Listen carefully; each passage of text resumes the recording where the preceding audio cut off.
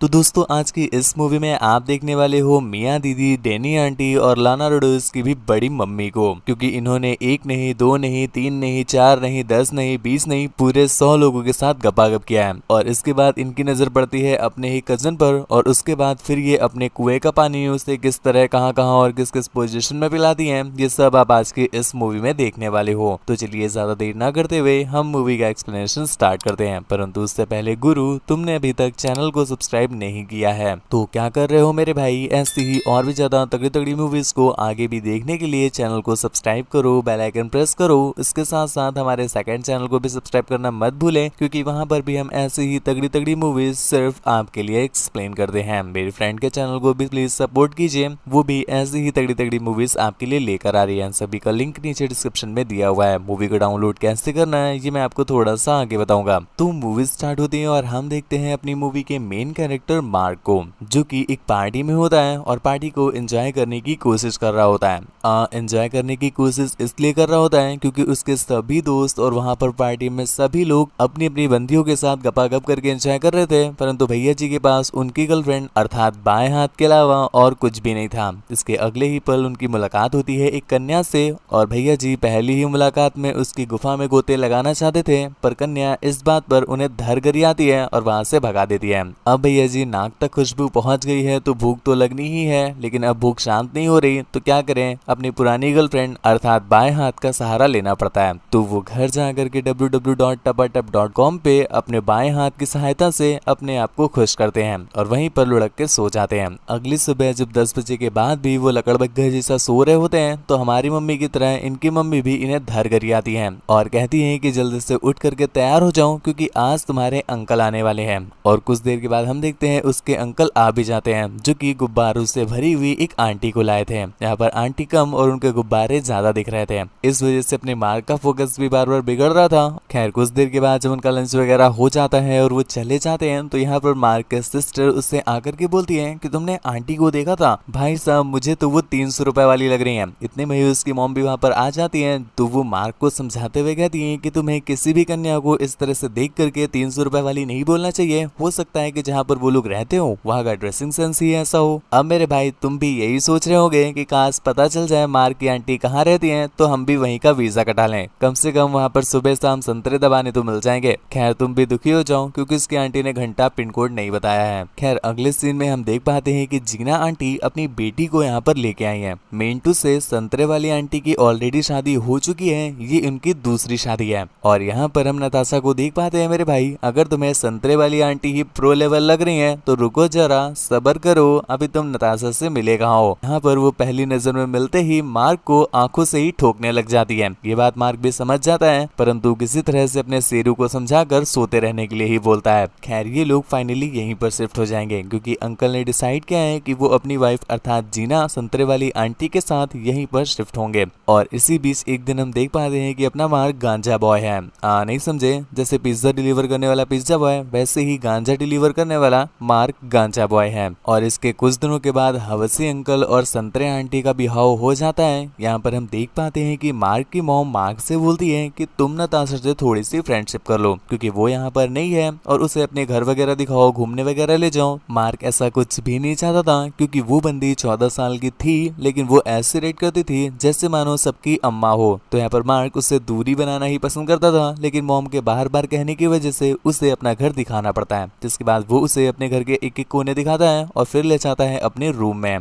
रुको जरा, सबर करो, रूम सुन के तुम्हारा ध्यान सीधा वहीं पहुंच जाता है। अभी ऐसा कोई भी तगड़ा सीन यहाँ पर देखने को नहीं मिलता, परंतु भाई यहाँ पहुंच करके नताशा जो बोलती है तुम्हारी भी फटके हाथ में आ जाए अगर तुमसे कोई बोल दे तो। नताशा उससे कहती है कि ये तुम्हारा रूम है, फिर तो तुम यहाँ पर मुट्ठी जरूर मारते होगे। ये बात सुन करके मार्क की एक पल के लिए फटती है, अगले पल शर्म आती है और तीसरे पल ऑकवर्ड लगता है, लेकिन चौथे ही पल वो उससे बोलता है कि तुम ये क्या बोल रही हो बिटिया, ये उम्र तो तुम्हारी लॉलीपॉप चूसने की है। जिस पर वो कहती है कि चल बे फड़वे, 14 साल की छपरी निब्बी समझा है क्या, और क्या ही फायदा तेरे 21 साल का होने का, तू तो अभी तक हिलाता रहता है, और मैंने 14 साल की उम्र में ही 100 से ज्यादा लोगों को अपनी झील का पानी पिला दिया। अब ये बात सुनकर के मार्क की भी थोड़ी सी फट जाती है, तुम्हारी भी फटेगी यार तुम्हारे सामने अगर कोई ऐसे बोल दे तो। जिस पर नताशा उससे कहती है कि बेटा ये सामाजिक सेवा है और बिल्कुल मुफ्त है, अगर तुम्हें भी झील का पानी पीना है तो तुम अपना हैंड पंप मेरी झील में डाल करके पानी निकाल सकते हो। ये बात सुन करके मार्क एक पल के लिए खुश तो हो जाता है, पर अगले ही पल उसे ध्यान आया कि वो ओयो रूम में नहीं बल्कि अपने घर के रूम में है, और अगर यहाँ पर किसी को पता चला तो उसकी गणित तोड़ दी जाएगी। उसी रात मार्क की मॉम मार्क को नताशा के घर अगले दिन मिलने जाने को बोलती है ताकि वो नताशा को थोड़ा सा घुमा सके।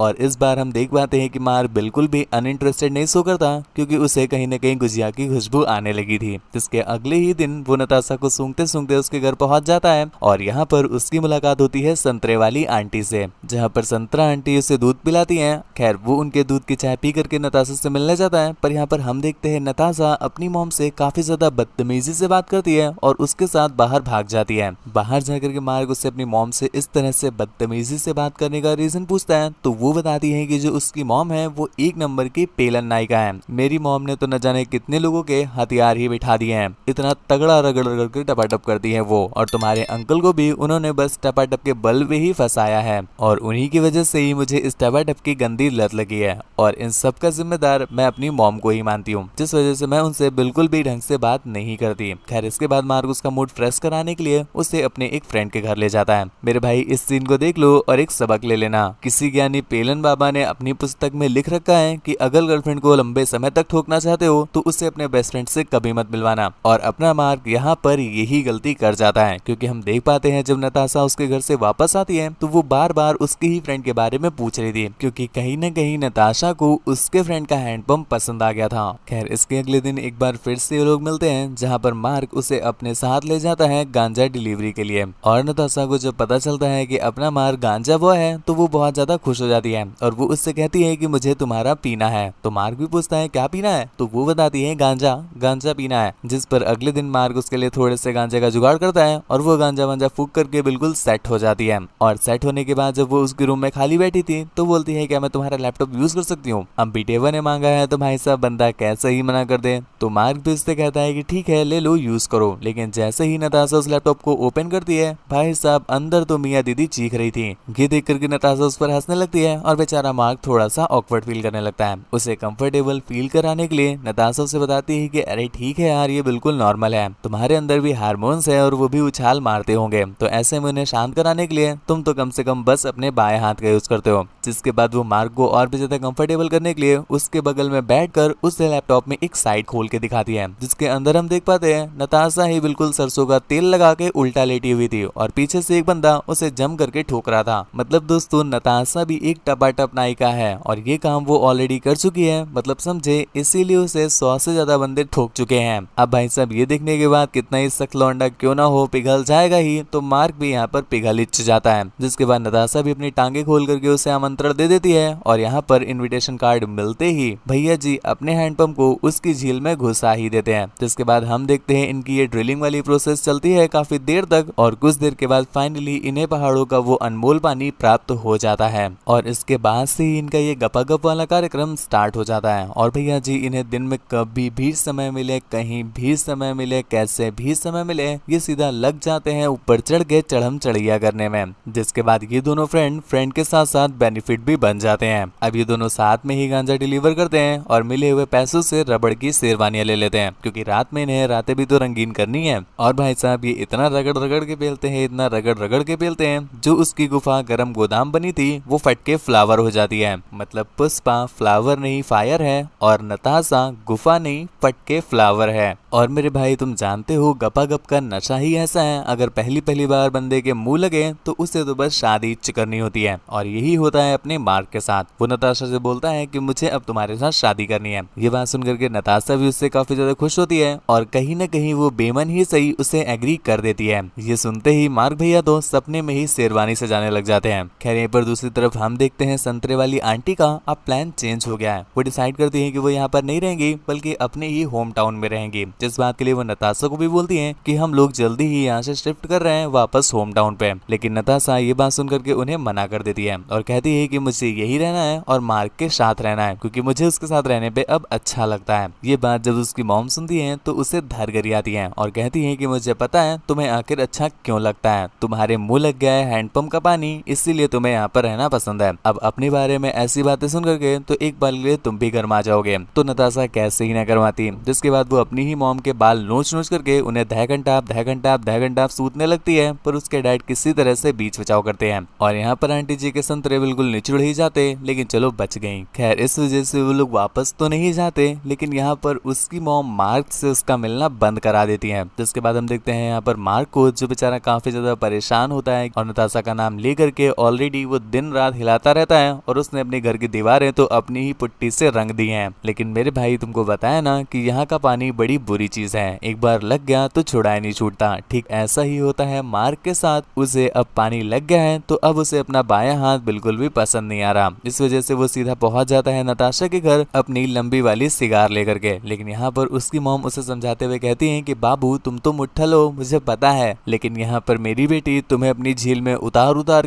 उतार के हवसी बना देगी, इसलिए तुम उससे दूर रहो, यही तुम्हारे लिए ज्यादा अच्छा है। नताशा भी ये बात सुन लेती है। जिसके बाद हम देखते हैं वो उसी रात अपना सामान वामान पैक करके मार्क के पास आती है और उससे कहती है कि अगर तुम मुझसे सच में प्यार करते हो तो मेरे साथ चलो, क्योंकि वो अपने घर को छोड़कर जा रही थी। मार्क अपनी फैमिली को छोड़ करके नहीं जाना चाहता था और वो उससे कहता है कि हुआ क्या, मुझे ये तो बताओ। जिसके बाद नताशा उसके रूम में जाती है और यहाँ पर उसे बताती है कि जो मेरी मॉम है उनकी झील में इतना पानी है कि एक हैंडपंप कभी भी उनका पानी खत्म नहीं कर सकता, जिस वजह से वो अभी भी 4-5 हैंडपंप फंसाए हुए हैं और समय समय पर जा करके उन्हें अपनी झील का पानी पिलाती रहती हैं। इस वजह से मैं तुम्हारे अंकल को इस अंधकार में नहीं देखना चाहती थी, तो मैं कल रात को उनके साथ गपागप करने गई थी और ये चीज मेरी मॉम ने अर्थात संतरे वाली आंटी ने भी देख ली। जिसके बाद उनका एक बड़ा सा झगड़ा होता है और यहाँ पर उनके सारे राज खुल जाते हैं और इसी वजह से तुम्हारे अंकल ने मेरी मॉम को डाइवोर्स दे दिया है और मैं इसीलिए यहाँ से जा रही हूँ, क्योंकि मैं तुम्हारी मॉम के पास वापस नहीं जाना चाहती, अपनी लाइफ खुल के जीना चाहती हूँ। मार्क जो कि उससे बहुत ज्यादा प्यार करता था और उसके साथ जाना भी चाहता था, लेकिन वो अपनी फैमिली को छोड़कर नहीं जा सकता था, जिस वजह से वो उसी रात आखिरी बार उसे खोल खाल के रगड़ के ठोक लेता है। उसके जाते ही अगले दिन हम देख पाते हैं बेचारा मार्क काफी ज्यादा उदास रहने लगा था, क्योंकि अब उसके हैंडपंप के लिए कहीं भी कुआं नहीं मिल रहा था